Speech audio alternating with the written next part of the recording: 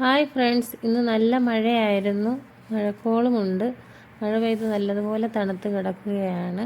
ഒരു വല്ലാത്ത മൂടിയ അന്തരീക്ഷം. ഇനി നമുക്ക് ഒരു പായസം ഉണ്ടാക്കാം. പായസത്തിൻ്റെ റെസിപ്പി കാണാം. അതിനു വേണ്ടി ഞാൻ കുറച്ച് പയറും പച്ചരിയും ചവ്വരിയും ശർക്കരയും എടുത്തിട്ടുണ്ട്.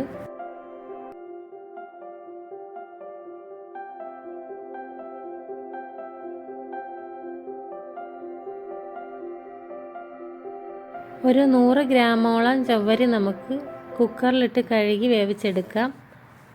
ഒരു 200 ഗ്രാമോളം പയർ നമുക്ക് ഇതുപോലെ ഉരുളിയിലിട്ടൊന്ന് വറുത്തെടുക്കാം. വറുത്ത് മിക്സിയിലൊന്ന് പൊടിച്ചെടുക്കണം. 250 ഗ്രാമോളം ശർക്കര ഉരുക്കാൻ വെച്ചിട്ടുണ്ട്. ഇത് നമുക്ക് അണ്ടിപ്പരിപ്പ് മുന്തിരി എടുത്ത് വെക്കാം. ഇത് പാക്കറ്റ് പാലാണ്, സൗദി മിൽക്ക്. പിന്നെ 5-6 ഏലയ്ക്ക. നമുക്കിനി പയറൊന്ന് ക്രഷ് ചെയ്തെടുക്കാം മിക്സിയുടെ ജാറിൽ. ഇത് പോകണം. ഇനി നമുക്കിതിൻ്റെ തൊലിയൊന്ന് ഇങ്ങനെ പാറ്റി കളയാം. പയർ വറുത്ത് തൊലിയൊക്കെ കളഞ്ഞ് കഴുകി നമുക്കതിൻ്റെ ഉമിയെല്ലാം വെള്ളത്തിൽ തന്നെ വരും. അങ്ങനെ കഴുകി എടുത്ത് 3 വിസിൽ വരെ വേവിച്ചെടുക്കാം. നമുക്ക് ആ കുക്കറിലേക്ക് അരിയും പയറും കൂടി വെച്ച് വേവിച്ചെടുക്കാം. ഞാൻ 1 കപ്പ് അളവിൽ ഒരു 200 ഗ്രാം അരിക്കാണ് എടുത്തിരിക്കുന്നത്. പച്ചരിയാണ് എടുത്തിരിക്കുന്നത്. പായസം ഉണ്ടാക്കാനുള്ള ഉരുളി അടുപ്പിൽ വെച്ച് ചൂടാകുമ്പോൾ നമുക്ക് 1 സ്പൂണോളം നെയ്യ് അതിലേക്ക് ഒഴിച്ച് കുറച്ച് തേങ്ങാക്കൊത്തിട്ട് വഴറ്റിയെടുക്കാം. തേങ്ങാക്കൊത്തൊന്ന് വഴന്ന് വരുമ്പോൾ ഇനി നമുക്ക് അണ്ടിപ്പരിപ്പ് ചേർക്കാം. നമുക്ക് കുറച്ച് കിസ്മിസ് ചേർക്കാം, മുന്തിരി. എല്ലാം കൂടെ ഒന്ന് ഫ്രൈ ചെയ്ത് നമുക്കൊരു പാത്രത്തിലേക്ക് കോരി മാറ്റാം.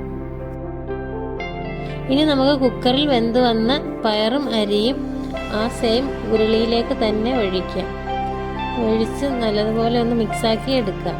നമ്മളൊരു കുക്കറിൽ ചവ്വരി വേവിച്ചിട്ടിട്ടുണ്ടായിരുന്നു. ഇനി നമുക്ക് ആ വെന്ത ചവ്വരി അതിലേക്ക് ചേർക്കാം. ചവ്വരി വേറെ വേവിച്ച് അരി പയർ വേറെ വേവിച്ച് കുക്കറിലാവുമ്പോൾ പെട്ടെന്ന് തന്നെ നമുക്കിത് തയ്യാറാക്കി എടുക്കാൻ പറ്റും. ഇതെല്ലാം കൂടെ മിക്സാക്കാം. ആ ഏലക്ക ചതച്ചത് നമുക്കതിലേക്ക് ചേർക്കാം. വളരെ പെട്ടെന്ന് പായസം തയ്യാറാവും ഇങ്ങനെ ആയാൽ. ഇനി നമുക്ക് ഉരുക്കി വെച്ചിരിക്കുന്ന ശർക്കര അതിലേക്ക് ചേർക്കാം. ഇനി നമുക്ക് വേണ്ടുന്നത് പാലാണ്. തേങ്ങാപ്പാലുള്ളവർ തേങ്ങാപ്പാലും ചേർക്കാം. ഇവിടെ കിട്ടുന്ന സൗദി മിൽക്കാണ് ചേർക്കുന്നത്. നല്ല കൊഴുപ്പുള്ള പാലാണ്. പ്രത്യേക രുചിയാണ് ഈ പാലിന്. ഇനി നമുക്ക് വറുത്ത് വച്ചിരിക്കുന്ന കിസ്മിസ് അണ്ടിപ്പരിപ്പും എല്ലാം ചേർക്കാം. അങ്ങനെ നമ്മുടെ പായസം ഞൊടിയിടയിൽ ഇവിടെ റെഡിയായിരിക്കുകയാണ്.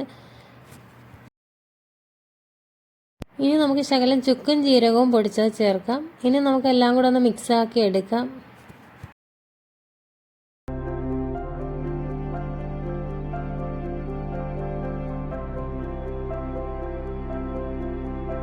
ഈ പായസം കാണാനുള്ള ഭംഗി പോലെ തന്നെ കുടിക്കാനും നല്ല ടേസ്റ്റാണ്.